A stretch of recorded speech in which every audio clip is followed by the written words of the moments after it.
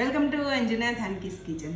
સરગવો બહુ હેલ્ધી છે, બધાને ખબર છે, પણ આજના જનરેશનને બહુ ઓછો ભાવે. પણ જે અમારું જનરેશન છે ને એને આ બહુ ભાવતું હોય.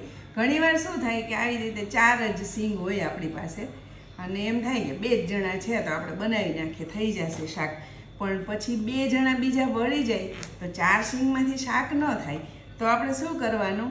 સૌથી પહેલાં તો આને સરસ નાની નાની એકદમ કટ કરી લેવાની.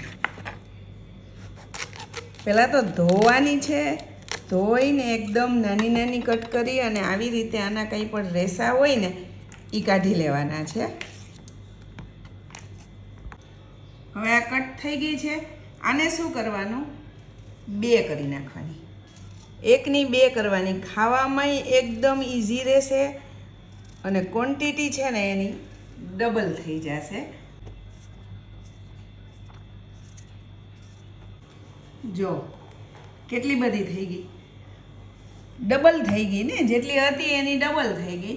તો આમાંથી 2ની જગ્યાએ 4 માણસોએ જમી જશે અને જેને ભાવે છે એમને સરગવો ખાવાનો ખૂબ આનંદ મળશે.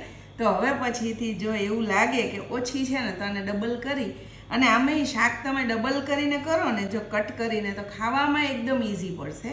તો આ છે આજની કિચન ટીપ.